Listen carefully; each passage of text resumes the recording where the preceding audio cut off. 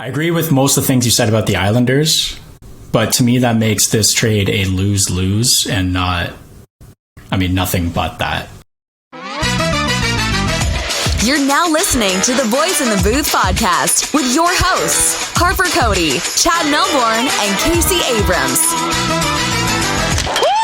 That's a big one. Yeah! Good evening and welcome to episode 157 of the Boys in the Booth podcast. Cody, Abrams, and Melbourne with you for this one. Guys, how we doing? Doing great. Super excited for this weekend. The boys are coming up to go for a little ski and rip in Collingwood here, and what other shenanigans we can get going on. Plus the All-Star game is on this weekend, so kind of perfect timing. Are you excited for the All-Star game? Because that's new, no, if that's really, the case. But it's good background fodder for when we're not doing something. Yeah, I think last year we spent 2 hours in a row just on Money Puck, cruising around, looking at stats. So, I mean, at least if there's a game of some sort on, that'll be fine too.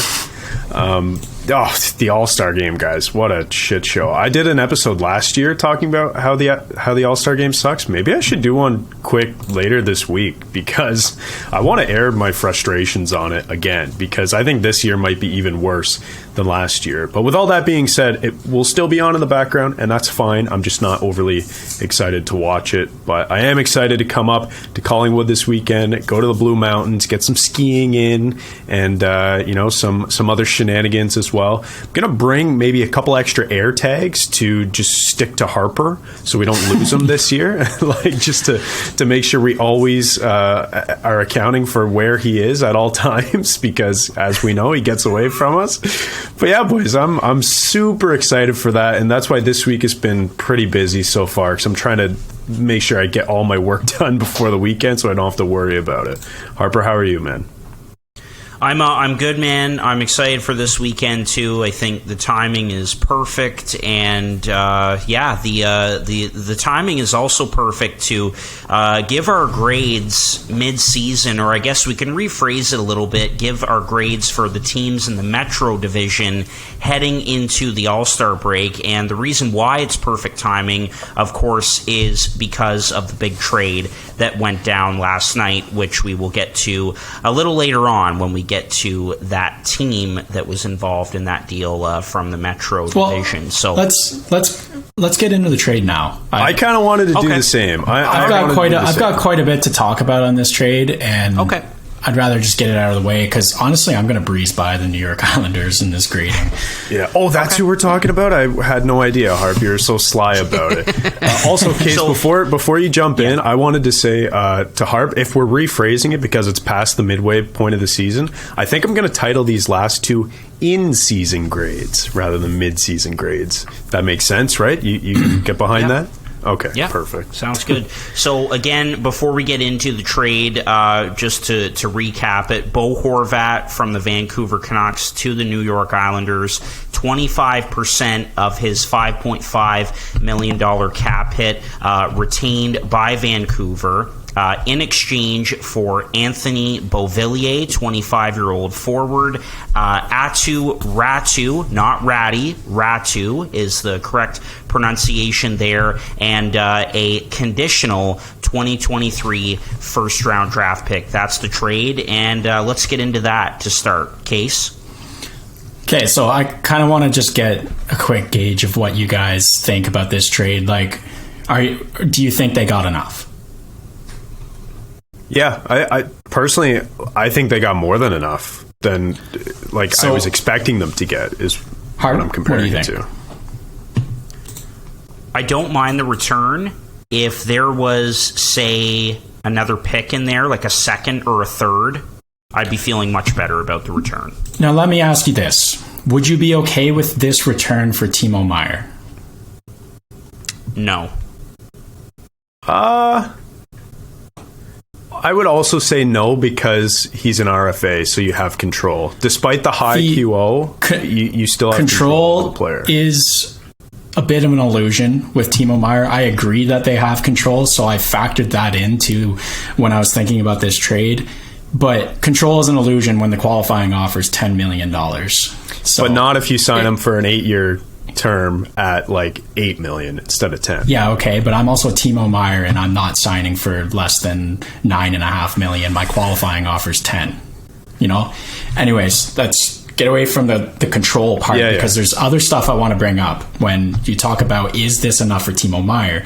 Because I went back and I looked at Bo Horvat's last 6 seasons and Timo Meier's last 6 seasons. So Bo Horvat was 26th in the league for last 6 seasons. He was 26th in the league. He had 152 goals. That's a 33 goals season, or pace per season average. I'm really butchering this already. Timo Meier had 148, so 29th in the league. So he had less. Meier had, I think, 2 more points in total than Bo Horvat. When you looked at where Vancouver landed in goal position in the standings, they were 26th, 25th, 10th, 24th, 18th. Terrible, right? San Jose, 13th, 3rd, 28th, 25th, 30, 18th. Kind of comparable later on there. When you look at percentage of team goals, Bo Horvat averaged 12.8%. Meier averaged 10.79%. So Horvat gets the lean there. So Horvat, more goals, better goal pace, more of the team percentage share. And then I started kind of looking at them as both guys that I would think of as responsible players. They're both pretty good defensively and responsible with the puck. Timo Meier definitely way more physical. That's by a long shot. I think his hits are like 700 and something compared to Bo's 300 and something. Powerful. But man, is Bo way more responsible with the puck. That's like giveaways, D-zone giveaways, everything. Timo has I think double the giveaways in the last 6 seasons or something like that compared to Bo Horvat. And then the other thing I looked at was shooting percentage, because I knew that that's usually where this conversation goes when you talk about 2 players scoring on a similar pace. Timo has a lower shot percentage, but it's because he takes astronomically more shots. Mm-hmm. So I started thinking about shots and giveaways, and in my mind, when you're missing the net or shooting into shin pads, that's a giveaway, even though it doesn't get written down as a giveaway. So last year, Timo missed the net or had a shot blocked 247 times compared to Bo's 109. Bo is like far more responsible with the puck. He's just as good in his own end off the puck as Timo Meier, and scores more goals and had 2 less points. So Bo Horvat, as a center, 1 year older, 58% on the faceoff, 55% in the last 6 seasons. Why does he not command as much as Timo Meier other than control? Couple things that I wanted to mention on that. Don't know if I'll exactly answer the question, but when comparing the 2 players, obviously you look at the position, and that's the one reason why I think Bo Horvat is more valuable to certain teams than a guy like Timo Meier. But if we look at their next contracts, like what they're going to sign on their next deal, I think it'll be awfully comparable. And like, I don't think one player is stand out better than the other, because I think they bring different things to the table. Like you mentioned, Horvat is better at controlling the puck offensively and defensively. He doesn't give it up as much. He's more defensively responsible, whatever. I think that's not crazy to say. I think that's pretty well known. But then when you bring out the numbers, it just makes it clearer. But then Timo Meier brings that different element that Horvat doesn't have, which is the competitiveness on the puck, which includes his physicality in terms of hitting. Like, he is the prototype power forward now in the NHL, and there aren't many of them left. So that in and of itself is kind of a hot commodity around the league. And when that type of player is available, I think there's going to be a higher bidding war than maybe there will be for a guy like Bo Horvat. So I think they're very comparable. I think that for sure. That argument can be made, but the one sort of way I would argue against that is when you go to hitting percentage kind of hits for and hits taken in the league, and you go percentage for, you're always going to see the worst teams in the league at the top. And that's because when you have the puck, you're not hitting. And that's the thing I would say about Bo Horvat versus Meier, is you have the puck more when Bo Horvat's on the ice. Definitely. Something else I'll say too is that, yes, Timo is a volume shooter, but I think some of the best goal scorers in the league are volume shooters because that's just how they operate. Another guy who is notorious for this and just doesn't go in as much as a guy like it does for Meier is Brady Tkachuk. He's a notorious volume shooter. His expected goals are always through the roof, but his actual goals are always well below expected. So I would assume that it's a similar case with Timo Meier, just to a lesser extent. What I will say about the two players as well is that Timo, and this may be a reason why I think he may be a little more valuable than Horvat in terms of his offensive production right now, is that over the last couple seasons, Timo has kind of proved that he's that point per game player. He's dynamic offensively, and it kind of doesn't really matter who he's playing with on poor San Jose teams. But then when you look at Horvat, this year we've seen him explode offensively to a point where we haven't seen it before. So although the averages kind of equal out to be the same, this year has been. That's why I brought up the team goals and team percentages, because Vancouver 25th in the league for team goals in 2018-2019. Bo Horvat 12.33% of those goals. At that time, Timo Meier, for example, San Jose third in the league, percentage of goals 1%. What I'm saying is Bo Horvat has never really had any support, and he's had a 33 goal pace his last 6 seasons. Definitely 52 this year is dragging that up a bit, but I think if you take the 52 out, his pace is 29 goals in the 5 seasons span. So Bo Horvat scores and doesn't have support. And when you talk about Timo Meier and shot volume, I agree with you that the best goal scorers shoot the most. Ovechkin, key number 1 there. Yep. But the thing about Timo Meier is his percentage of shots that miss the net and hit shin pads, because that doesn't help at all. If you look at, obviously Meier has way more shots on goal than Bo Horvat, which does help. But man, he misses a lot. I'm not arguing because I think Timo Meier's not a good player. I'm really hoping he gets traded to the Devils. I'm just saying. I was going to say, I thought you were. If you pooled 100 people, like the majority of them would say that this is a good enough return for Bo Horvat, and I bet you the majority of them would disagree that it's a good enough return for Timo Meier. And I don't think that's fair. I think they're very, very equal in value. That, I think, is a good point. I think they're very equal in value. I do agree with you on that point in terms of their production and sort of everything they bring to the table, everything in.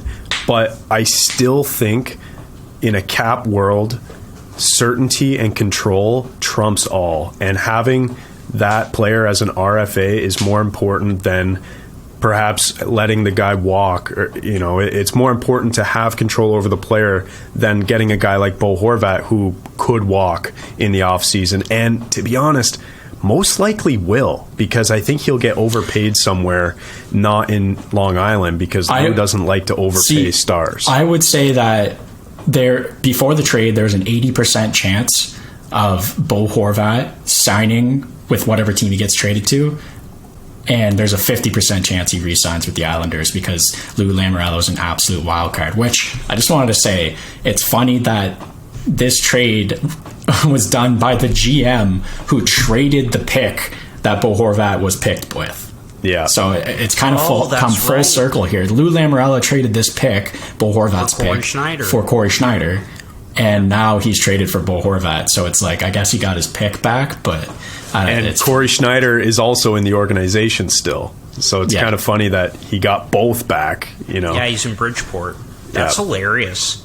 I don't see Lou, though, signing Horvat long term, because he's going to command like $8 to $10 million a year on a 7-year deal, right? So, but I would say that he deserves, when you look at Timo Meier, Bo Horvat, they both deserve $8.5 to $9 million or more. So I agree, but I'm saying Lou Lamoriello doesn't exactly have a history. I'm agreeing with you there. That's why I said 50-50 now that he's on the Islanders, because he fucking knows what Lou's going to do with that. Like, he'll pay Matt Martin, Casey Cizikas, and whoever else $4 million to play on the fourth line. But, Barzal, I would say, is the only star player that he's ever signed to a massive deal, at least in recent memory. You've got a lot of J.G. Pageaus and Anders Lees and Anthony Beauvilliers who make kind of mid-range money, but the way that he structures his teams, and this was a point of contention for him in Toronto, like 100%, the way he structures his teams, he doesn't do it the top-heavy way. So I'll be interested to see if he does re-sign Horvat, but if I'm a betting man, I'm betting against it for sure. Yeah, I think the next contract we're looking at for Horvat is probably 8 times 8, and then looking at Meier, his QO is $10 million, but that doesn't mean he's going to make $10 million a year on a long-term deal. I would think it's around 8.5. I was listening to Elliot Friedman talk about this today, and he did say a couple of interesting things. That one, if the Islanders need to create space, that a casualty might be Pageau, who makes $5 million, and he could go somewhere like a team like Carolina, for example, where he could just play the same way there, and just the Islanders would be able to shed some money off the books. And also, Horvat is represented by Newport Sports, and a lot of Islanders guys are also represented by Newport. So there are a lot of connections there, and there's a lot of familiarity. So you got to think that they're trying to work on something. But with the way the Islanders play, it's very possible that Horvat just doesn't end up lighting it up there. They miss the playoffs, things go sideways, and then he signs somewhere else in the summer. I could see that as well. If that happens, I'm going to be devastated because I have him in fantasy, and he's been one of the best players in fantasy all year long. I think he's ranked in the top 10 currently. So if that were to happen, and if his production falls off, I'm going to cry because he's been carrying my team. But while we're still on the trade here, and I know we have a whole episode to do, but I mean, honestly, we can kind of speed run it because this trade talk is so much fun. I wanted to read on air what I said to you guys in the chat, kind of knee-jerk reaction to the trade, and then maybe just chat about what we think the return was quick and how adequate that was. But okay, so this is what I said. Honestly, I think the fact that they had zero leverage in the trade at Vancouver, I think they did well. They weren't going to sign Horvat, and in my opinion, I think you might as well get something. Plus, if he doesn't sign in New York, the Isles are going to regret having to give away so much. And like we just talked about for 5 minutes, we have no idea if he's going to sign in New York. And if I'm betting on it, I'm betting that he doesn't. New York sucks now. They have no prospects in the system. They have no picks coming. This is the 4th straight year where they're not going to have a first-round pick. Since Lou Lamoriello came to the team in 2018, he's participated in 5 drafts. He's led the most recent 4 drafts and will obviously lead the upcoming draft as well. Only 2 players have played more than 5 games in the NHL. Atu Ratu was one of them. He's played 12. So now they basically have nothing to show for all of those drafts. I know they're pretty recent, but that's dating back to the 2019 draft, and again, nothing to show for it. I did say this, though. I said the only thing is that Vancouver probably could have waited and got more from a team who had a deal in place with Horvat, which is something that we talked about, right? If you have the time, why not wait and try to get a better deal?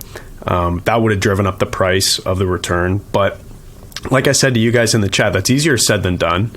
And just to summarize, a mid-round pick, a middle 6 player, and a B-plus prospect isn't bad for a guy having an outlier career year who you don't have money to sign anyways, and had zero leverage in the transaction in the first place. So given the situation that Vancouver was in, and you guys know that I hate on Vancouver management all the time. They've had a terrible, abysmal year, and frankly record over the last 6 years or so. But given the situation that they're in, not bad on Vancouver's part, in my opinion. But creating that situation in the first place, very bad on Vancouver's part. I agree with most of the things you said about the Islanders, but to me that makes this trade a lose-lose and nothing but that. I would say that Vancouver definitely did have leverage in this situation because they had the hottest trade piece in the league available other than Timo Meier, but the control thing's a different story. So they have the hottest rental in the league. And when you look at what teams are willing to give up for a fourth defenseman, i.e. Sherratt, for example. Gavrikov this year. And then now you look at your captain center who is having a career year.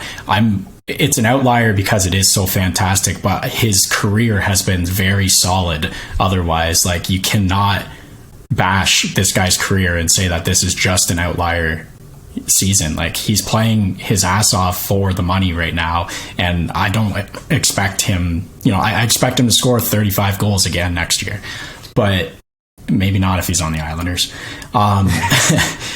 But when I look at the return, I just don't think it's enough. I think that Vancouver should have waited longer until they got something more. And then when you talk about the Islanders, they've given up their future for what I think is just probably not enough for this team to make the playoffs in such a good East Conference and incredible Metro Division. So I just don't get why they would give up such future pieces for a guy that they have on this team. You're adding another responsible forward with leadership capabilities to a group full of that. The one difference is he can score. So I don't think it's enough for the Islanders. I don't think that Vancouver got enough given who he is. So in my opinion, it's lose-lose both ways. Yeah, just going back to the leverage point, if you're a team negotiating with Patrick Allvin, aren't you just saying, like, listen, I know that you don't have the money to sign the player. I know that the player expects to be leaving at the end of the season. And I know that you're kind of running out of options because you're not going to just keep the player for nothing. You want to get something for it. That exact thing can be said about every rental that has ever happened in the NHL ever. That's the same situation for every rental. And we always expect them to get a huge chunk at the trade deadline because it's the biggest piece. Like, there's 3 names that get spit around leading up to this trade deadline so far, and they've been happening since the off season because we all know that San Jose is probably not going to hold on to Meier, and Bo Horvat, they don't have the money for him. They've picked JT Miller and Kuzmenko, so we know these guys are expected to get traded, so we expect a high piece because it's a tough market out there. Everyone needs something and everyone's trying to get a push. Well, they have to get rid of the players, so they're getting less. I don't think that's fair because that's every season with rentals.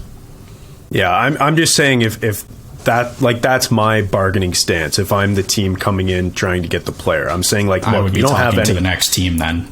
I think sure there was tons of them. I think that's what every team is going to say. And listen, you want Bo Horvat, and I'm sure there was a bidding war to an extent, and maybe they could have gotten more if they waited. I'm just saying I think that they had less leverage than you would expect a team to have who has the hottest commodity on the market because the situation in Vancouver has been so public and terrible over the last year. I would just want more of a for sure thing than a third line undersized winger with decent skill and a prospect that we have no friggin' clue what's going to happen with this guy. That's the thing. The best piece in this is the first round pick because it's a deep draft, but I would like a little more certainty in both the players that I get back, potential wise, whereas I don't have near as much faith in Ratu as, Chad definitely, but most people. He had a good finish season. And World Juniors. How many times have we seen that and it doesn't translate? So I don't know. I'm not happy for any team involved, and I'm certainly not happy because he's in the Metro division now.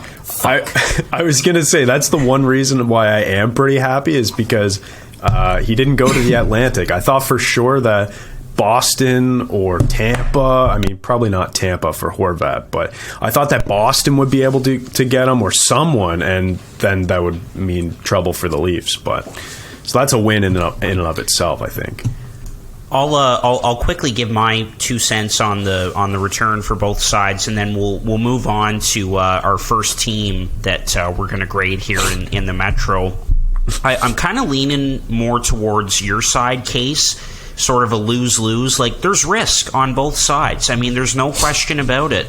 I think the first-round pick is good. Like, to me, I look at the return that the Sabres got for Jack Eichel. I know that's different, but I really would have liked to see a fourth piece in the return for the Vancouver Canucks. Like I said, another pick, a second or a third. I would have felt better about the return. But really, on the Vancouver side, you could look at it this way. You get 2 reclamation projects and a first-round pick, right? Like, 25-year-old Anthony Beauvillier, maybe he gets back to more offense and just, where he can just go out there and play freely under a new system with the Vancouver Canucks because, we know how the Islanders play. Ratu is kind of a wild card. It's been a rough journey for him, but could be one of those high-risk, high-reward kind of things, like, very similar to Brad Lambert getting picked 30th by the Winnipeg Jets, who's also a Finn, funny enough. And then for the Islanders, just the risk of it not working out, not having success, Horvat not quite fitting in around Matt Barzal and the other big players that they have in their forward group, and not re-signing. So it could very well be a lose-lose. There's high risk on both sides, I think, but not a bad return for Vancouver, just going back to that, but would have liked to see a fourth piece in there, whether it's another draft pick or a young player, whatever. What do you think the odds are of New York realizing that they're going to miss the playoffs and flipping him again at the deadline for slightly fewer assets? I actually heard that on Jeff Merrick's show today, and heard that exact thing that you just brought up and laughed about it. Wouldn't that be something? Oh my goodness. And the other thing, too, like, I don't want that to happen to Bo Horvat. I like him. He's been through a lot. He deserves better. I mean, you heard him talk. He thought he was going to be a Vancouver Canuck for the rest of his career in the summer. And that's just not how it worked out. So I really hope that doesn't happen. But, hey, you never know. I mean, the Islanders aren't exactly in the best spot right now, and this is kind of a Hail Mary. Before the trade occurred, Money Puck had them with a 14% chance to make the playoffs. And last I checked, it's about 19% after the trade. So, like, what the hell? It could be a possibility of flipping him again. I'm just saying. Oh, that would be wild. All right, boys. Well, good discussion on the big trade that went down. And, of course, the trade deadline is coming up on March 3rd. And so we're a little over a month away from that, which is really exciting. Hey guys, there's no betting corner segment in this episode of the podcast, so I thought I would take this time to tell you a little bit about our newest sponsor, BetStamp, the line shopping app for sports bettors. Betting lines have different odds across each sportsbook, and by using the BetStamp app, you can line shop across all of those sportsbooks to ensure that you're finding the best value available on the bets that you'd probably already be making. Also, the BetStamp app allows you to track all of your verified bets across those different sportsbooks so that you can build a more credible record as a bettor, and it allows you to follow other winning BetStamp users so that you can instantly be notified of their picks. So click the link in the description down below to download the BetStamp app today, and when you do, be sure to provide the code BOYSINTHEBOOTH when prompted to do so to let them know that we sent you. Every download really helps us out, and it helps you out as well, so we would really appreciate the support. Thanks, guys.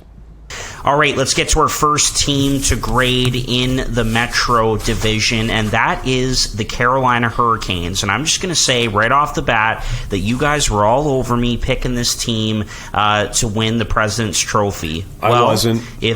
Case was. Sorry, Case. If they're not winning the President's Trophy, so.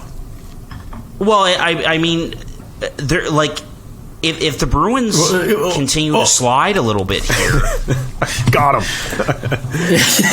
if the Bruins continue to slide a bit here and Carolina keeps rolling, it could happen. Is Carolina rolling? I think they just had their worst month of the season. They've won 5 games in a row. Still the worst month of their season, or is that December? It was one of the two. That's pretty indicative of how good they are, though. If you can, but they're not as good as Boston. So, yeah. But it's kind of getting close, though. Is that fair? Like, it's definitely getting. I'm about to pump their tires and give them a great grade. Exactly. So anyway, 72 points in 49 games. That's enough of my blabbing. Case. Let's get your grade on the Canes. I'm going to give them the second A+ I've given out this season. So there you go, Harp. Are you happy? When you talk about this team, like I talked earlier about possession and how you don't need to hit when you have the puck. Well, this is the possession team. They are at the top in every possession metric there is. The puck pursuit, the Corsi, the Fenwick, like all of that. They have the best shot differential in the league, and that's how this team plays. If you have the puck, you're not getting scored on, and it's shown with them.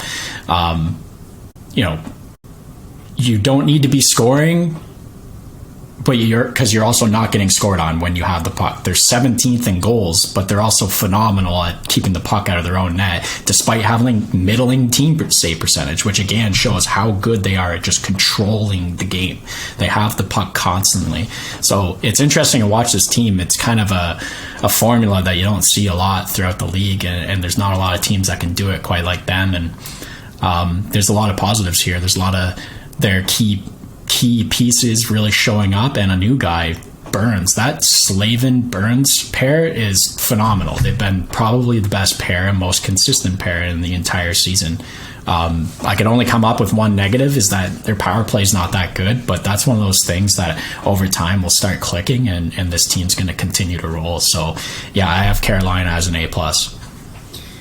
Yeah, I mean, it's an A for me. I think they've been pretty much everything we've expected. They made a calculated risk in the offseason by bringing in Burns after D'Angelo left for Philly. So, again, it was a calculated risk, but Burns has fit in very, very nicely. Huge ad there. They scored by committee. They've had a few players emerge as true offensive threats, like Martin Necas. Has been a legit top 6 contributor this year. Their goaltending, has been fine, despite the fact that normally it's like one of their absolute strengths. This year it's been slightly below average compared to what it normally is. So that's the only reason I'm not giving them an A+. But they've had some other names sneak in there as other productive players too. Like Seth Jarvis is a guy who's scoring at about a half a point a game, and Stefan Nason is another player too. So they're getting some good depth scoring from players like that. And I think Aho's the only guy who has over a point per game right now. So all of their lines are just rolling the way they want them.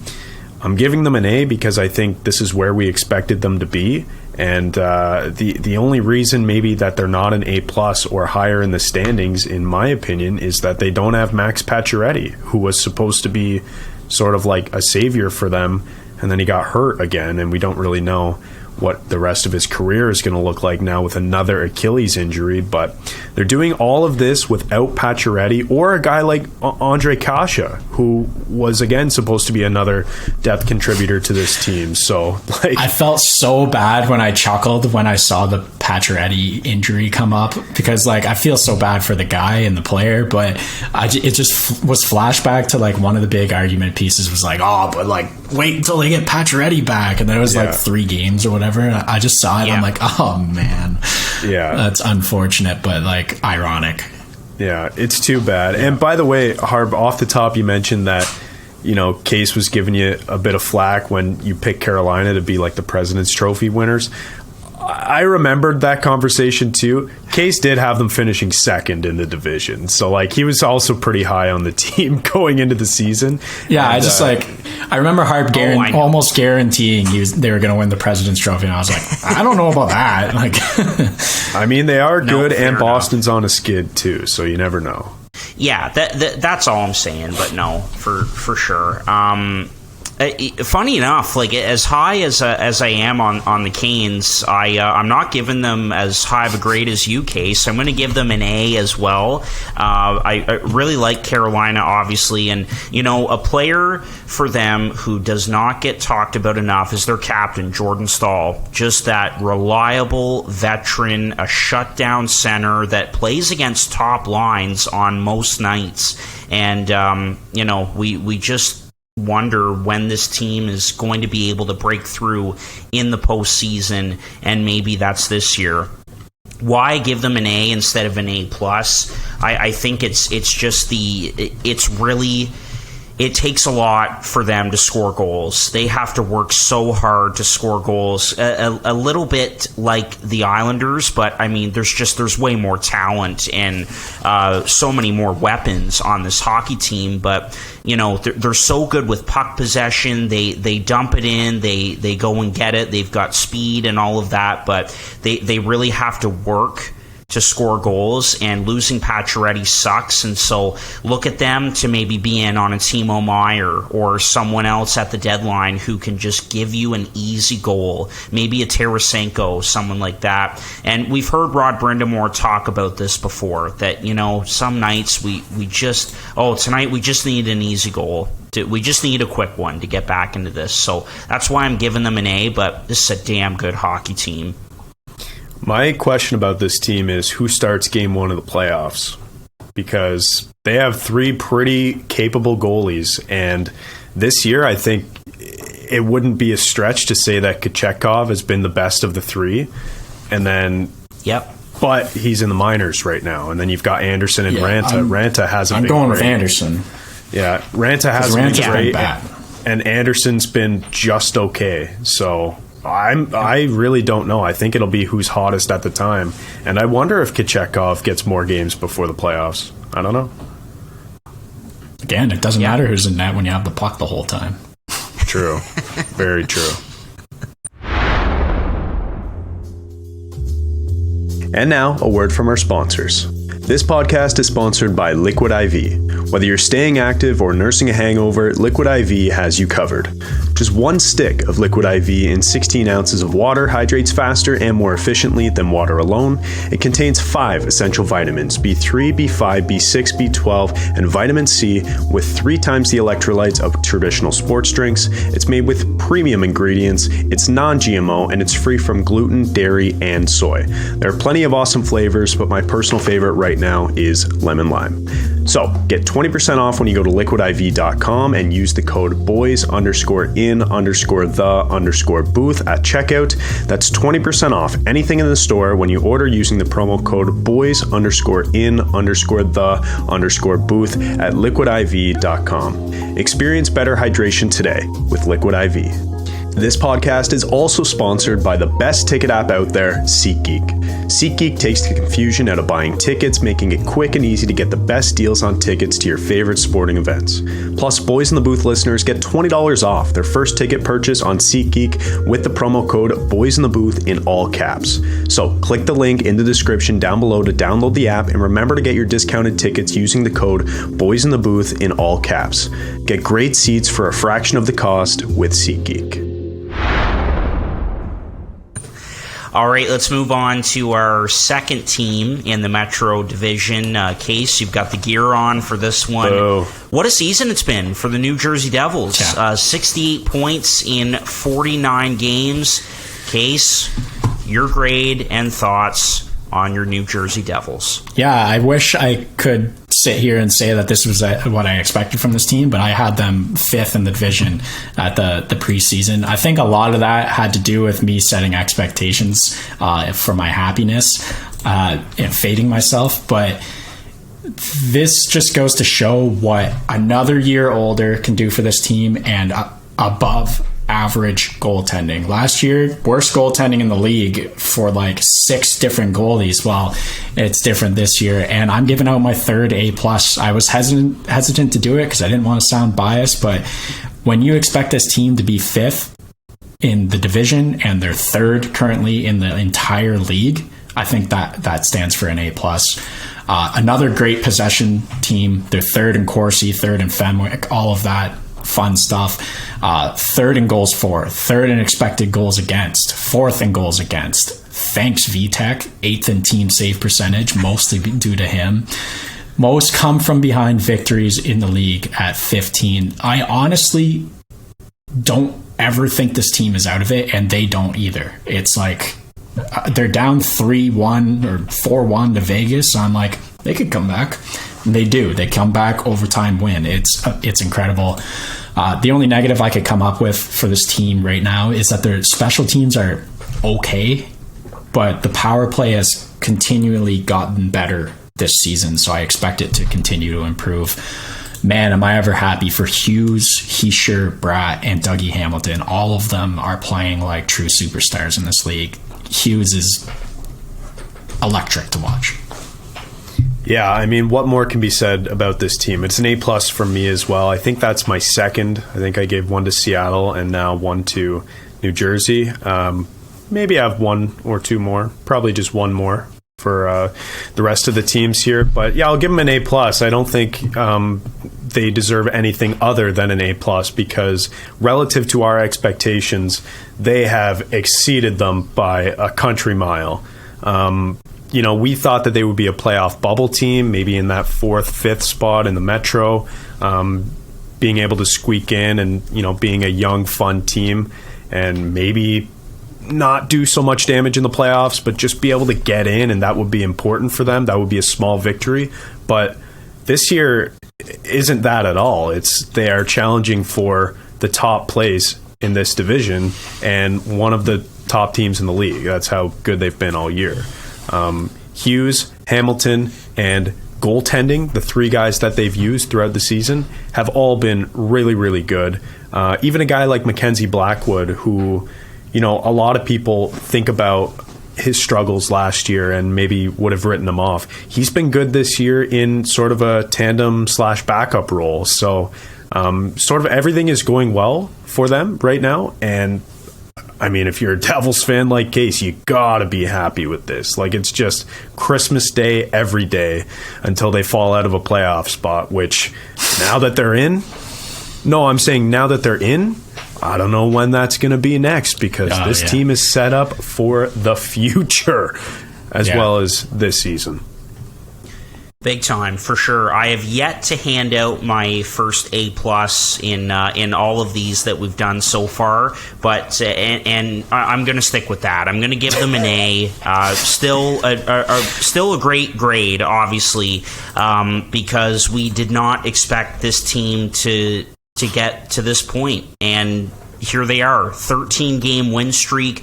Not going to lie, Case, I was concerned about them because they kind of hit a lull a little bit, and, things weren't exactly great for a little bit of a stretch after that 13-game heater, but then they came right back up again. An incredible road team, by the way. So impressive the way that they've played on the road. I would like to see them win at home a little more often, but so impressive to see how they've played on the road. That is not easy. And listen, you guys know this, Jack Hughes is not my favorite player in the league, but he is absolutely electric. And that $8 million contract, it's looking like one of the best contracts in the NHL right now. And, and again, like, that trade in the summer for John Marino kind of flew under the radar. And I remember when the 3 of us were all in Toronto together last, and I asked you about him, Case, and you're like, he is the Devils' best defenseman. Like, what a deal that was for them. And so everything has just worked out. This team needed to take a step. They have, and then another step on top of that, and here they are, second in this division. So I'll give the Devils an A. The only thing I would say for them that they need to add, whether that's a Timo Meier or someone else, is just a little bit of size up front going into the playoffs. Yeah. Just quickly to talk about the Hughes contract, like obviously for the simple reasons, it's an incredible contract. But one thing that I'm just trying to hold on to, and same with the Heischer contract, is when Jesper Bratt's up at the end of the season, you know that Tom Fitzgerald's going to be going, Jesper, look at Jack. He's making 8 million, 8.6, whatever, 8.7. You think you deserve more than Jesper or Jack Hughes? Like, that has to be part of the negotiation. Do you think you deserve more than Jack and Nico? I don't know. So hope that plays into things and Jesper signs for around 8 million or so. Case, do you know, is he an RFA at the end of the year this year? Brad? He should be. I mean, yes. There you go. He's like 24. Yeah. He's an RFA, and it was interesting. I thought he was going to get offer sheeted last summer. Could very well happen this summer, but I expect that he sticks around. And Fitzgerald's done a hell of a job there, man. Hell of a job. All right, let's move on to our third team in this division, and that is the New York Rangers. It's been, a season that kind of started off well, then got ugly for a little while there. Chad, I know you had this hockey team missing the playoffs when we did our 2023 bold predictions episode a little while back, but they look like they're right back to the Rangers of last season. 62 points in 49 games, third in this division. Case, thoughts on the Rangers and your grade?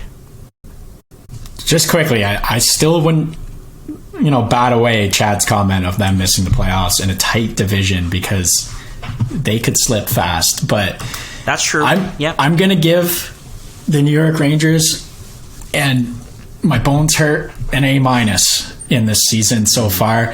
An A- because they're actually lower than where I had them in the preseason rankings, which was first in this division. They're in a playoff spot, and what I can say about this team, looking through Money Puck and a couple other websites, they are okay at everything. They're not great at anything. They're not bad at anything. They are okay at everything.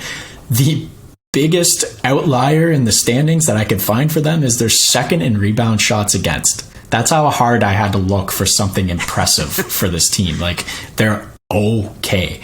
Their D-core is a lot better than I thought it was going to be. They have two very solid pairings and a third pairing that they can kind of throw down to eat up a couple defensive minutes. It's resulted in a third best goals against in the league. That's probably the best stat for this team. A lot of that has to do with Shesterkin turning things around. There's a time where we were like, oh, but he's definitely turned things around. He's back to like a .917 save percentage. So I can point the goals against to that and how physical this team is. But again, okay at everything. The negatives is they lack scoring and their power play is pretty mediocre. But again, okay at everything. Third in this division. That's an A-. Yeah, I mean, it's a B+ for me, and Harper, you alluded to it. I did have them missing the playoffs as a bold prediction for this season, and that was only, like a month ago, maybe, when we did that episode, just doing some random hot takes, because at the time, they were on a bit of a skid, and I think Money Puck had them at about a 55% chance to make the playoffs. And also at that time, Igor Shesterkin was not looking hot. Like you said, Case, there were times where we looked at him and it was, like, what's going to happen here? Because, as we know, they're a team very similar to the Nashville Predators, the Winnipeg Jets, and a couple others in there who are so heavily reliant on their starting goalie to steal games. And over the last month or two, Shesterkin has improved tremendously, and he's back up to, again, being one of the best goalies in the league in my favorite stat, goal saved above expected. He's currently 6th in the NHL, and I believe when I had that bold take, he was outside the top 20 and not looking good. But all that being said, I'm giving them a B+. They're a below average team in expected goals percentage. A guy like Kreider has fallen off as well, but they do have some guys like Panarin, Mika Zibanejad, Adam Fox, of course, all having pretty good years. Trocheck in there as well, maybe Philip Hedl, as well. Yes. And also, one of my biggest gripes with this team over the past couple of years has been the fact that they don't play their young guys enough. Well, Hedl is one of their young guys. He is playing a lot more. And Lafreniere and Kakko are both playing about 15 minutes a night. And they're both producing at about half a point a game, which is, you would like to see a little bit more. And maybe that's one of the reasons why I can't give New York an A grade. But I think a B plus is fair because this is pretty much where we expect them to be, I think, in the standings. You know how much I saw this symbol? I'm fingering out greater than. Capo greater than Jack Hughes. Oh, yeah. Where are you now? Where are you now? Yeah, that one of those players could be moved at the deadline if they really want to upgrade and go for it. Because, like you mentioned off the top, Harp, they need scoring. In case, like you said, their power play isn't very good. And last year, their power play was one of the best in the league, and that's why Chris Kreider was able to score 52 goals. This year, I think he's on pace for under 40. So, they could use the scoring, and maybe one of those players gets shipped out the door because they still have, some value. But, yeah, B plus for me. Yeah, I'll give the Rangers a B plus too. There's been a lot of inconsistencies with this hockey team throughout the season, and yeah, like a while ago we were saying that, well, it's Shesterkin, and when he's not on his game, all of the blemishes show with this team. Even though there's the whole thing with Gallant and the young players, it looks like Hedl, like you guys mentioned, and Kakko are the two that are really starting to find themselves. Lafreniere is the guy for me who is kind of outside those two and a little bit behind Kakko and Hedl, in my opinion, still trying to find himself. We know that if this team wants to go and acquire Patrick Kane, for example, from the Blackhawks, that it's going to be one or the other, Kakko or Lafreniere, attached to that deal. We would think, at least, that's what Chicago would want. So they just got to figure out their roles a little bit, keep letting those guys grow. Kravtsov is another one, obviously, but Gallant has been able to find some nice roles for other players as well. Jimmy Vesey, who got a contract extension, he's turned into a really nice bottom six player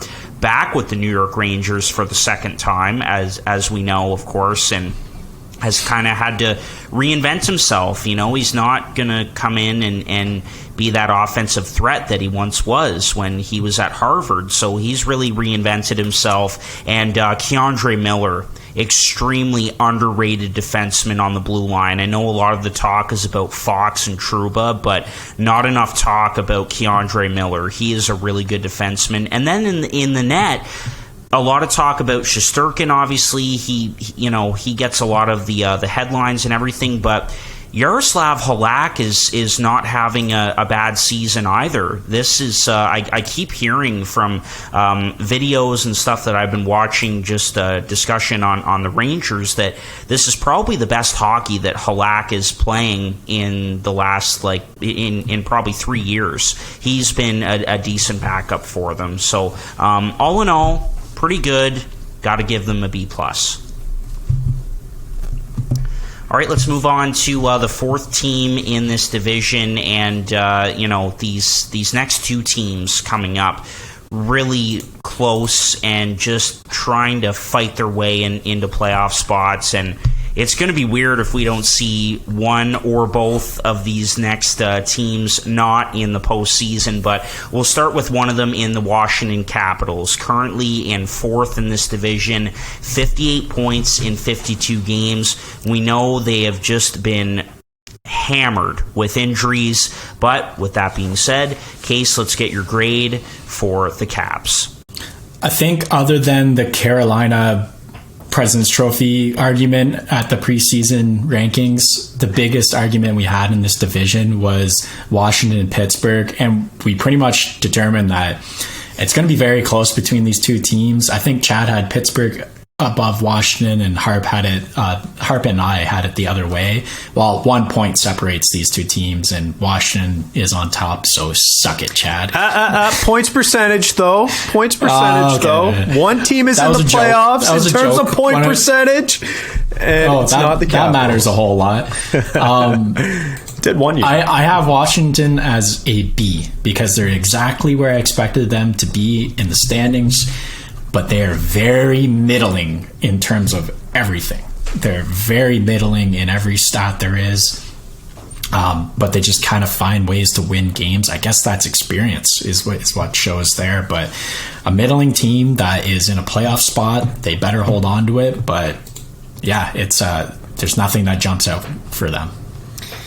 I think, honestly, we should do both of these teams together because I think they've always been tied together and they will be going forward, at least until the end of the season. So I gave both teams a B because I think, again, this is pretty much exactly where we thought both teams would be, you know, on the outside looking in or just sneaking into the playoffs, like right on that fringe, because they both have that aging core that was so good in the past, and they're still trying to cling on to that.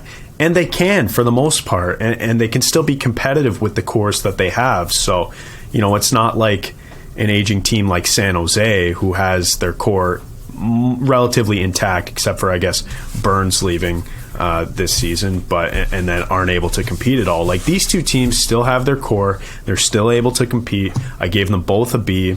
And like I did mention, you know, they're both competing for that last playoff spot. If we sort by points, Washington is in 4th and Pittsburgh's in 5th in this division. If we sort by points percentage, they flop or they flip, and Pittsburgh is 15th in the NHL in points percentage.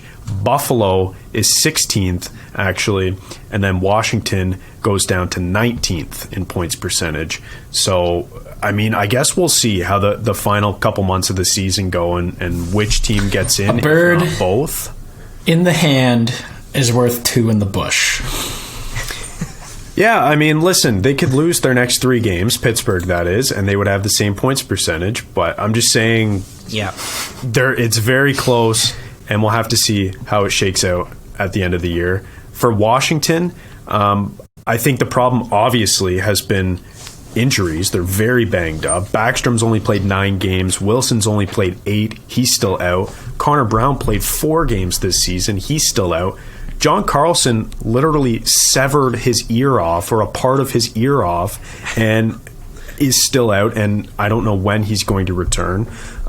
So obviously that is a major factor for their lack of success. So even if they miss this year, I don't think they make crazy changes in the offseason. But right now, I think a B is good for them. And then moving on to Pittsburgh now, and like I said, I think it makes sense to do these two in the same. You look at their top point producers: Crosby, Malkin, Gensel, all over a point per game. They're getting good depth scoring this season from guys like Zucker, Raquel, and Rust, and of course Letang, who has had just an incredible season, an emotional season that is as well. And for Pittsburgh, goaltending finally really isn't the problem. Both Jari and DeSmith have positive goals saved above expected and pretty good regular surface level numbers as well. And they're a good possession team who is generating a ton of expected goals, eighth in the NHL right now. So again, I think for both teams, where they're currently situated in this Metro, they could both make the playoffs if 5 Metro teams make it and 3 Atlantic teams make it. I know, Harper, you wouldn't be satisfied with that because that would mean your Sabres wouldn't. But I think, a good team or 2 or 3 is going to have to miss the playoffs this year. It might be one of these two, but the way it's trending right now, it might not be either. So B's for both. So I'm going to give the Caps a B and the Penguins a B minus. And, as we mentioned, Caps at 52 games, Pens at 49. So they've got 3 games in hand, a chance to, jump up on the Capitals' backs here. And these teams have been tied together forever with Crosby and Ovechkin, as we mentioned. But a couple of reasons why I'm going to put the Capitals ahead of the Penguins a little bit with the B grading versus the B minus is because obviously injuries, and 2, the Capitals have had some really good finds that have been really good for them this season. Sonny Milano, for example, who did not re-sign in Anaheim, went the whole summer without signing anywhere, goes on a PTO with the Calgary Flames, gets cut, then signs for league minimum with the Capitals, and it's gotten to the point where he's been in the lineup instead of Anthony Mantha.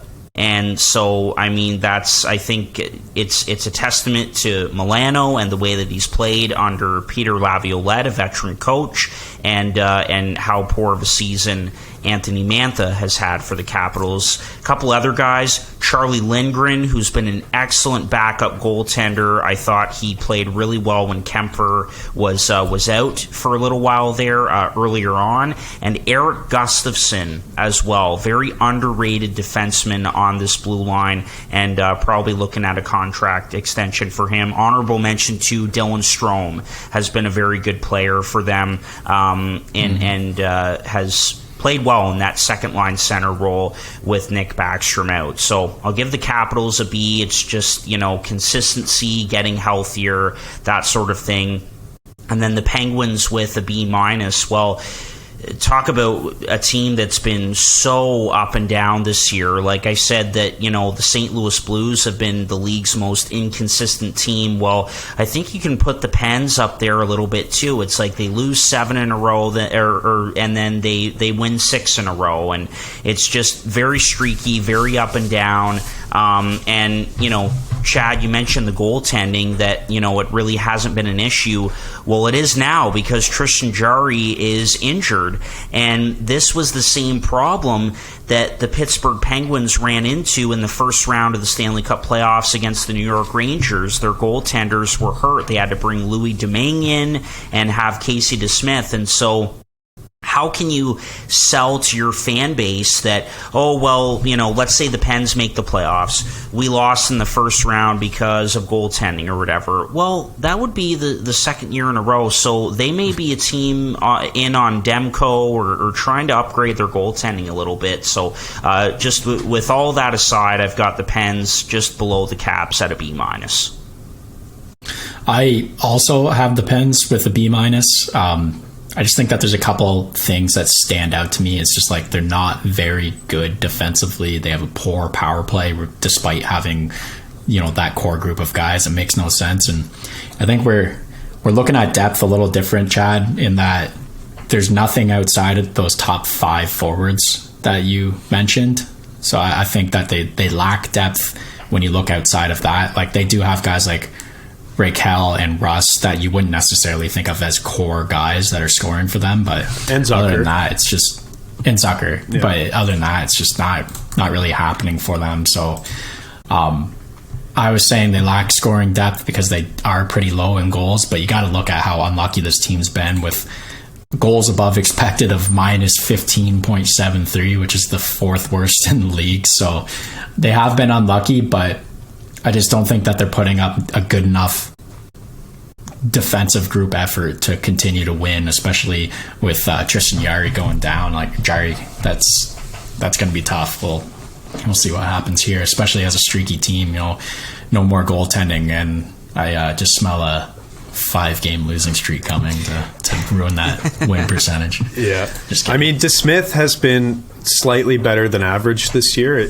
He hasn't been the problem, and this is a team that I've said, if they get average goaltending, they should be okay. And for the most part this season, it hasn't been spectacular. Even with Jarry, it's been above league average, just slightly above league average, and that's kind of all you need. But that being said, he have a 917 save percentage or something like that? He does currently have a 917, but he's been kind of up and down all year, highs and lows, and his current goal saved above expected is just above 3. So it's been above average, but not incredible to say the least. So if they were in on Demko, like, do it. You know what I mean? Like, do it. If Demko's available and you have the assets to get him, absolutely do it, because he's a difference maker. But and contract certainty. That too. But in terms of like grabbing a goalie for depth, if you get a backup or something, like, I don't even know who would be available at this point. But if you were to get a backup goalie just for depth, I don't think it's going to make or break your season. And I don't think having DeSmith as your starter is going to make or break your season, because, like I mentioned, he's been okay. Yeah, fair enough. All right, we can rip through these last three teams in the Metro here. We won't spend a ton of time on the Islanders. We talked about them a lot right off the top. Of course, they made the trade for Bo Horvat with Vancouver, but the New York Islanders, 55 points in 52 games, and they had a rough January. So let's get into the Islanders' case. Yeah, I have them as a C, and I would go as far as C-. The only thing good about this team is their goalie, their goaltender in general. Both of them have been pretty good. Sorokin, obviously, like the second best goalie in the league so far this season, maybe the first best if you account for how many games he's played. And the other thing is their penalty kill is phenomenal. But I want to talk about how their defensive structure and them being a good defensive team is an illusion. It's a complete illusion when you look at the numbers. I'm just going to spit out a few here. 6th highest expected goals against, 6 in high danger shots against. They give away the puck the 4th most in their defensive zone in the entire league, and they're bottom 10 in shot differential. I think it's an absolute illusion that this team is actually good at defense, at least this season. It's not been good. Sorokin's been standing on his head. He's got the 2nd most goals above it expected, and that's literally showing this team is giving up a ton of chances and their goalie is bailing them out. That's what that stat tells you. So this team, not that good at defense, 25th in the league in scoring. I don't think they're good. I also don't think they're good, and that was one of the only main points I wrote for this team, and I think that's the main reason I'm giving them a C-, because they're not very good. On that. C- for me too. Let's go. Yeah. Keep going, Chad. They're not very good. They're not going to make the playoffs, even with Bo Horvat now. And most of the points that I wrote down to talk about this team, I already mentioned when we talked about the Bo Horvat trade off the top of the episode. Things like they mortgaged their future in this trade. Things like they're still not going to make the playoffs. Things like they haven't had a first-round pick in 4 straight years now, when they already stink and have no prospects coming and just traded away their best prospect. Like, I hate everything about how this team is managed, and it is just the complete antithesis to how I think a team should be properly managed in the salary cap era. So with all that being said, C-. It's just been bad. We've got our first sweep of this episode. I'm going with a C- too for the New York Islanders. I have never liked the Islanders. I just want to say I think they're a boring team to watch, and that might sound a little harsh, but just this team has got to change the way that they play, man. Like, there are some real talented offensive threats on this team, the Matt Barzals, the Oliver Wahlstroms, go down the list, that just aren't producing that the way that they could, and we know that they could because of how they play. And I thought it would change a little bit under Lane Lambert after they decided to let go of Barry Trotz, but it hasn't changed at all, and we'll see. I mean, this team is... They've lost some pretty crucial games that you look at on their schedule that they should have won. Like, those are games that they needed to have, and they haven't. And so hopefully Horvat gives them a jolt here. But I think if this team misses the playoffs, like, if I'm the owner, like, I'd be looking to kind of overhaul management and coaching a little bit and being like, okay, like, we've got to change the way that we play and focus more on offense, because there are some talented guys in the forward group in particular that could be doing a lot more offensively.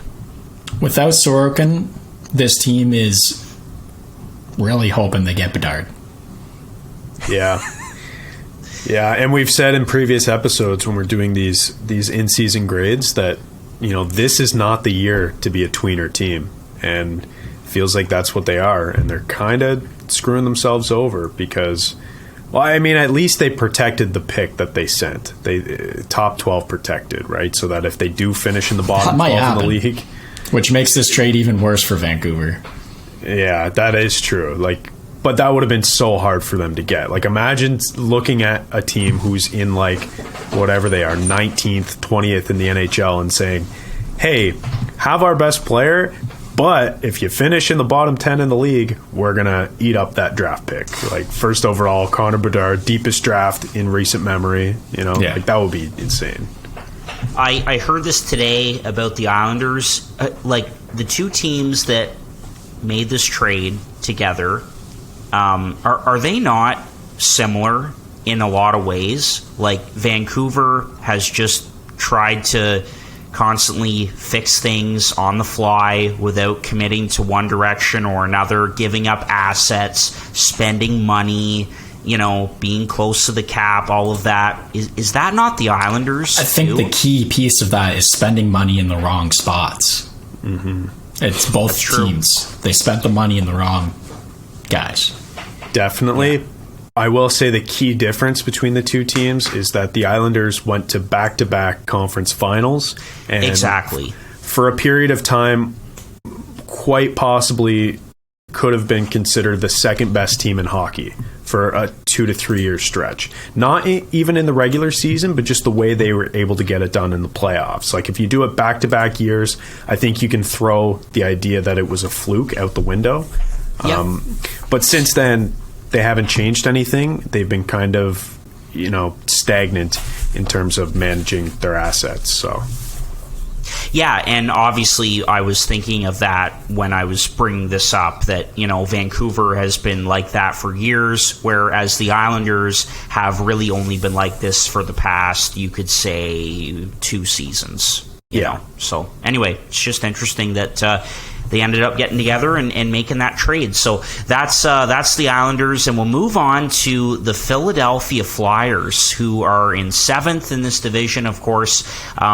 51 points in 51 games, NHL 500. I think that we expected this team to be a lot worse, and it certainly looked like they were going to be in the Bedard sweepstakes, but they've kind of turned it around here, which I don't know how you feel about that if you're a Flyers fan.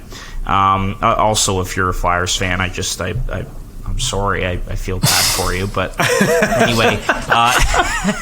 Case, I was so genuine. Let's get your grade for the Flyers. Yeah, I gave them a D. The positives I could see for this team is Kevin Hayes and Travis Konechny. Konechny talked about being traded constantly. Probably can't trade Hayes because he's got a huge contract. Somehow JVR talks are coming up despite his contract, so that's going on. But man, this team very poor defensively. They give up a ton of high and medium danger chances. They're 27th in goals per game. They've got the fourth worst power play in the league. They had a 10-game losing streak earlier on in the season, and now they have the 10th best odds for getting Connor Bedard. This team sucks. They need to be worse to get Connor Bedard, so I give them a D. Yeah, I gave them a C-. I was a little bit nicer. I don't know why I gave them a C-. Maybe I should have went with a D+ or something. But yeah, for all the same reasons, Case, this team stinks, and it seems like they're the only people on the entire planet, their management group that is, who doesn't realize that this team stinks. They have a few bright spots, like you mentioned. Travis Konechny is having a great year. Kevin Hayes is an all-star, despite being healthy scratched earlier in the year by John Tortorella, who, by the way, I don't know why they hired him. You're that's what brought them down to a D from a C- for me, Chad. Yeah, I don't know why you hired Tortorella when you should be trying to tank. And then obviously the whole off ice stuff, the whole Ivan Provorov situation, like this team is just a mess top to bottom. But I don't know what game I was watching, but the Sportsnet guys on the panel in intermission were talking about tanking and how, for the players, they don't really tank because you're playing for your next contract. You're playing to get traded at the deadline. For a lot of reasons, players want to play their best at all times. And I think you're definitely seeing that in some of the guys on this team. Like Konechny landed me Hedman in our fantasy league. I traded Travis Konechny for Victor Hedman in our fantasy league. So, that's how good of a season he's been having. And just a great fantasy player because he does everything from scoring to hitting and blocking shots and whatever, and would be a great ad for any team. But the point is, the team should be better, and if your management, or should be worse rather, and if your management, that's what you want. But if you're a player, I don't know, man. What else? What are you going to do if you're having a good year? Not play well? It's a shitty situation because it's such a deep draft. But, they're kind of just screwing over the Flyers for the future. They probably should have started shedding players earlier to avoid something like this, like Chicago did. That's my problem. Is they should have traded Konechny for a lot earlier. I don't know. Yeah. They should have done something sooner. I don't know what it is, but this team needs to be bad this season, and they can't even get that right. Another thing too, what's crazy? Carter Hart is having his best season in the NHL possibly. And you should be tanking. But what are you going to do as a goalie? Get lit up every night? Tank your confidence? Tank your stock? It's a tough situation for the players, but if you're management, you got to do something about it. Like Chicago did, for example, when Lucas Reichel came up over a point per game, and they said, no, you're going right back down, bud. You got another year to develop. Yeah, I don't know. Oh, goodness. That's a good comparison. I think you just played their backup goalie a little more or something like that. Felix Sandstrom and Sandstrom or Samuel Urson. Yeah, put guy. Carter Hart on LTIR and send him to Hawaii for the season, and Carter, you're healthy, but we're going to put you on LTIR. Yeah, I was looking. Speaking of LTIR, not to make this episode any longer than it already is, but I was looking at this the other day. 18 teams currently in the NHL are spending over the cap through LTIR. So the whole cap system is totally useless at this point. Just wanted to say that, because why do we insist on a hard cap if more than half of the teams are spending over the cap with this LTIR loophole for players who are never going to play again? It makes no sense. It is a greasy loophole, that's for sure. But if it's around, you might as well use it, especially if you're a contending team. So, anyway, for me, I'll be a little bit nicer than you, Chad, with the Flyers, despite everything I said right off the top. I'll give them a C+. So just a little bit more. I just think that, it was set up to be such a negative, awful season for them. And yes, they are bad at being bad, as we've mentioned, but this team just needs to get the highest pick possible. I think that they are gonna lose a lot more games to come here. We'll see how they look at the end of the season, and I think you just hope that they get a high draft pick, or they're able to hop up in the draft lottery standings a little bit and get a higher pick. But they're playing hard. It's nice to see. Konechny, should they have dealt him before, like what Chicago did, like you guys mentioned with Kirby Dach and Brandon Hagel? Probably, but he's looking like he's part of the solution now, and you need those core guys who are going to eventually get you over the hump, kind of like with Arizona. Arizona could have traded Keller and Krause and Schmaltz and those guys, but they kept them all because they're going to be a part of the solution there, and Konechny is obviously one of those guys for the Philadelphia Flyers. So as much as we hate on John Tortorella, and I can't stand him, he's part of that old boys club of coaches, he does have them playing hard every single night, and they've certainly made things interesting in this division. Except when they lost 10 games in a row. I mean, that's real hard.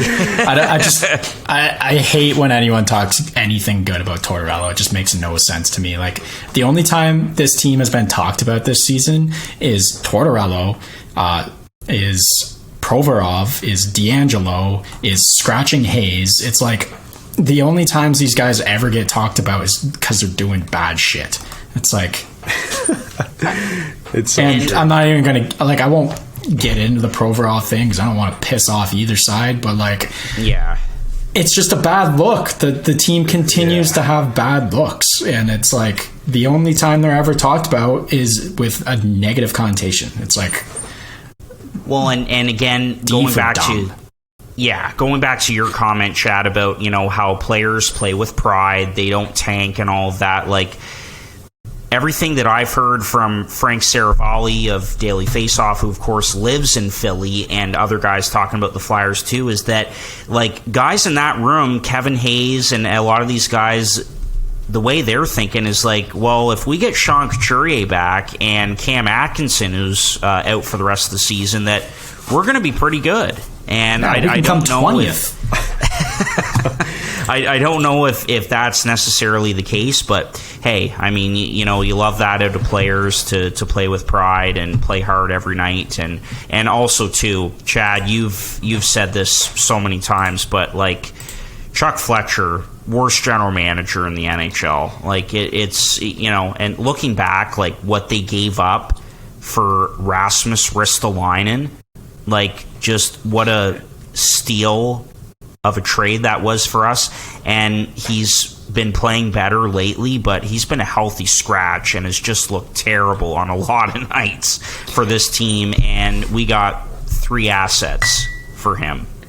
Not only did the Flyers give up more for Ristolainen than the Sabres got in return for Sam Reinhart from the Panthers, but Chuck Fletcher and company couldn't admit that it was a bad trade, and to stroke their egos, doubled down, re-signed the guy to way too much money, and now he's unplayable some nights according to their new crazy head coach Tortorella. So like, the whole situation is just it's incompetence top to bottom, in my opinion. Like, my toxic trait is thinking that I could run an NHL team better than some general managers, and the reason I feel like that is because Chuck Fletcher currently still has a job in the NHL. Sorry, Chuck Fletcher, I'm sure you're a nice person, but your work hasn't exactly been a good body. No, didn't exactly do a stellar job in Minnesota either. Again, sorry, Chuck. But, you know, I just hope that as far as management is concerned with this team, Daniel Briere is there as an assistant, that he takes over as general manager at some point. That would be nice to see. All right, one more team in the Metro to grade and to talk about. This should be pretty quick. The Columbus Blue Jackets. Oh boy, it's been a rough season in Ohio. 33 points in 50 games. They currently have the best odds to land Connor Bedard, which is a huge positive for this team and this market. Absolutely. But let's wrap up with the Blue Jackets here, Case. Yeah, B+, B for Bedard, but plus because they have the best odds in the entire league to get him. So that's it. Basically bottom 5 in every stat that exists on the planet. So not too many positives to talk about other than, like, Kent Johnson's good, and they're letting young guys play. It might be ruining Cole Sillinger, but they let young guys play, unlike New York. They're a young team. They've got probably the best prospect pool in the league, and they could get the best player available at the draft in maybe the last 10 drafts. So B+, I guess, for this team. Like, does that not make sense? Quickly, Marchenko, what is that? What? 13 goals, 0 assists? How do you do that? What is this, be a pro? How does he not pick up a secondary assist? Like, that's what I'm wondering. Like, it, How do you goes not off like his skate not or score something. one of those 13 goals and a rebound falls for someone to tap it in? Like, He's elite. That's why. First 13 points in the NHL are goals. That is incredible. For me, Columbus is going to get a B-. And the reason I'm giving a lower grade than you did, Case, is because although I think it's a really good thing that they're at the very bottom of the league, despite the fact that Gary Bettman says nobody tanks because we have a weighted lottery system. That's ludicrous. But despite the fact that they have the best odds at Connor Bedard right now, we did expect them to be a little bit better this year. They signed the big fish in the offseason, Johnny Gaudreau, who is having a pretty good year. I think he's just shy of a point per game. We thought him and Patrick Laine would be able to link up for, a lot of goals this year, but that hasn't really happened. And then another reason, too, that I just can't give them a higher grade than a B- is something that you quickly mentioned, Case. Cole Sillinger has been pretty disappointing. 7 points in 45 games played. And as a young player, just trying to establish yourself in the league, I'm a champion of young players. I like when they play a lot of minutes and get good opportunities. What I don't like is when you play a lot of minutes and you aren't put in favorable situations, and maybe you're given a bit more than you can choose. So, and I think that's what's happening with Sillinger right now. 7 points through 45 games. That shakes your confidence as a young kid trying to establish yourself in the league. And I just hope that, by next year, they're a bit better and they can have some more fun, because this year for the Jackets has been abysmal start to finish. can you just see how them being last in the league after picking up Johnny Gaudreau is a B+ to me wearing a Devils hat and jersey? Yeah, fair enough. That makes sense. That does make sense. And Bedard, like obviously Bedard too. Like if they get Bedard, wow, that would be an immediate change. I mean, like they're guaranteed a top 3, so like they're going to get an incredible player here. Yeah, Bedard, Fantilli, Carlson, like any of those 3 would be amazing for this franchise. Michkov 17 years from now when he's up. I was going to say Michkov in 2027 because he's signed till 2026. Yeah, exactly. I'm going to be a little bit harsher on the Blue Jackets. I'll give them a C for Columbus, I guess.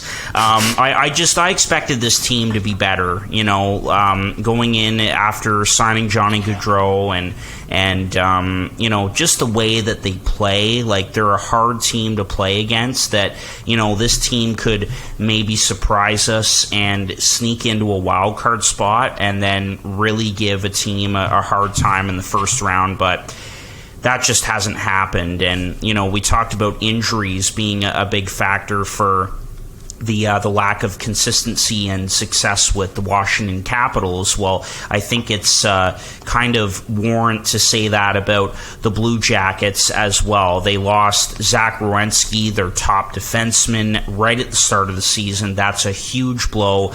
Adam Boqvist has also been out. Jake Bean, like the blue line has been decimated for a lot of the season, and Elvis Merzlikins just has not been the same. I don't know what has happened, but he's been banged up as well. And obviously, the death a couple of years ago there of Matisse Kivlenieks, I think that still has an effect on him as well, which is really too bad, and wish him well, because we've seen him. He can be lights out for this team. And so it's another team that I wonder if they're in on a Demko as well, like looking for guys with term. They're looking at next season and beyond, obviously, but really bright future for this team. I think next year is going to be a lot better. They've done a really good job up to this point of drafting. They've got a lot of good prospects, and they're going to get another really good player at the top or near the top of this first round of the 2023 draft. So sorry, Chunk, our good buddy Corey Morrell, that it's been a rough season for the Blue Jackets, but it's going to get better. So I thought they'd be better. I'll give them a C. Yeah, fair enough. I think a C is reasonable, to be honest. Yeah, if I'm Perfect. not being a goofball giving Bs for Bedard to like the bottom team of every division, a C is a little more realistic. I like the B's for Bedard, though. It's perfect. It's absolutely perfect. All right, let's wrap this up with a little fantasy corner quickly. So, Case, your matchup last week.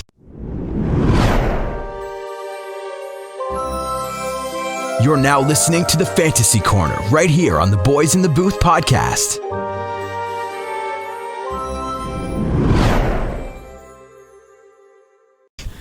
I lost, and my team underperformed, and his team way overperformed. So I was projected to win 182 to 174.93, and I lost 186 to 163. Willie Nylander, 31.25 points, is basically the reason why Cameron won. So going into this next week, forgot it's a 2-week thing, but playing last place, I just hope to not be his first win. That would be really funny. And then you're out of a playoff spot, and then you got to sell me all your good players at the deadline. You know what? Actually, maybe I should text John to set his lineups this week. He is setting his lineups. Oh, okay, good.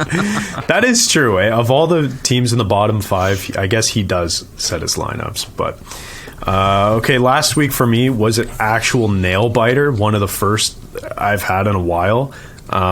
Even though last week I said, oh, I'm not worried about it at all. I'm projected to spank Nate by 70 points or whatever. Well, it finished 183 to 177, and it came down to the last 3 games that we each had on the Sunday. So it was a really tight one. Guys like Bo Horvat had good weeks. Boone Jenner had a good week.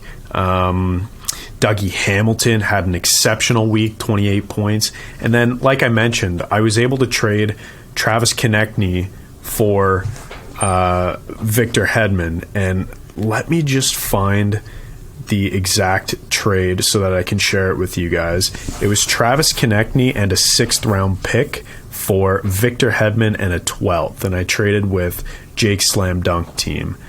So that was my big trade. Another big trade went down today, so long as it doesn't get vetoed. I'm probably just going to put it through, though, because I've already posted it in the group, and it doesn't seem like anybody is too keen to veto it.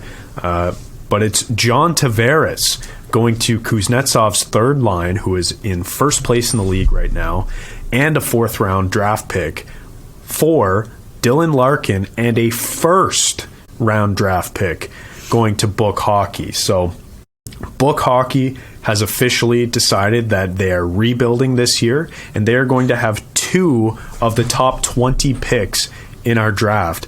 And in a 20-team league, like, a 1st round pick is so valuable. Like, just think about that, guys. That means that Kuznetsov's 3rd line, assuming where they finish, he's not going to be able to pick until the early 20s, and then not again until 40.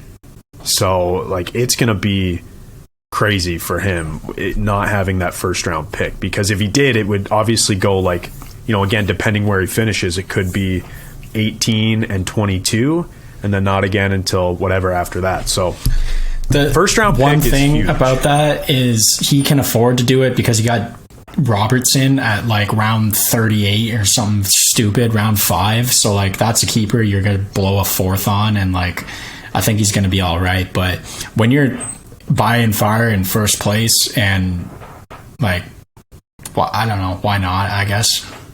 Yeah, no, I felt the same way. Was a ton of value for him, but I think he also got back the pick that he needs to burn to get Robertson. So I don't know. Well, okay, let me look quick to see if that's the pick. Yeah, he picked Robertson in the 3rd round. So that means that his 2nd rounder is going to be Jason Robertson, which means Robertson is essentially he's not going to pick until the 40s or late 30s, which is insane. But he also has a few good keepers in there, low key, really good team after not drafting a super good team. He's made a lot of trades this year. Currently still sitting in first, 16 and 0. But I'm 15 and 1, and I'm coming for him, and I have way more total points for, and week 18 is when we play for all the marbles. So anyway, that was my week and the couple trades that happened.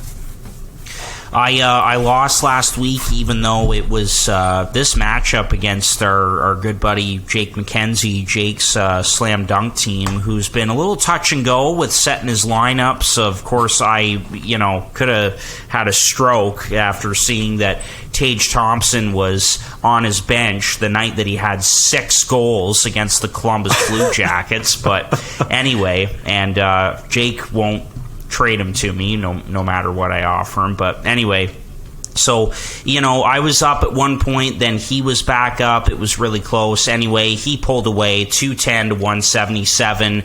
Best performer for me was my goaltender, Andrei Vasilevsky of the Tampa Bay Lightning, 28 points. And despite that, Sunnyvale Hockey Club still staying in a really tight playoff race. A bunch of teams at 9-7 right now, so trying to stay in it. Projected to lose against the No Regretskis this week, but as you guys know, I set my lineups every day, so hopefully that changes the numbers a little bit, and I'm able to squeak out my 10th win of the season here over these next couple of weeks. So that's for me.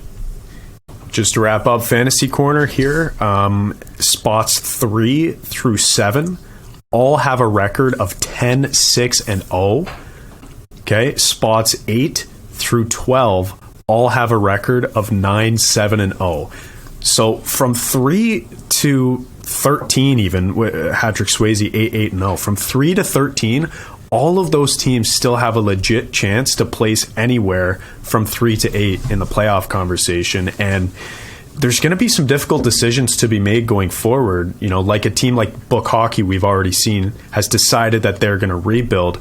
There's going to be some tough decisions coming up because the trade deadline is in less than a month for our fantasy league. So start thinking about it. Do you want to be a buyer, a seller, or do you want to hang tight? And saying right now, if I'm not in the playoffs by that trade deadline, Nathan McKinnon is on the block.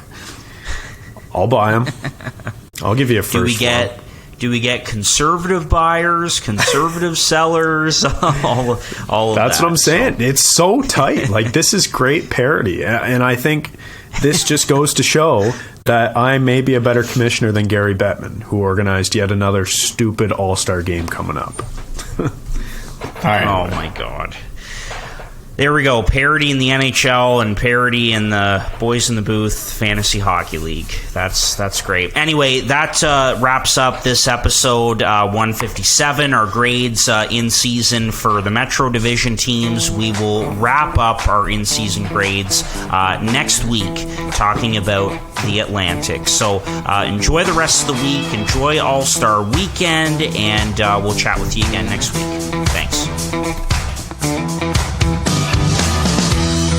This has been another episode of Boys in the Booth with Harper Cody, Chad Melbourne, and Casey Abrams.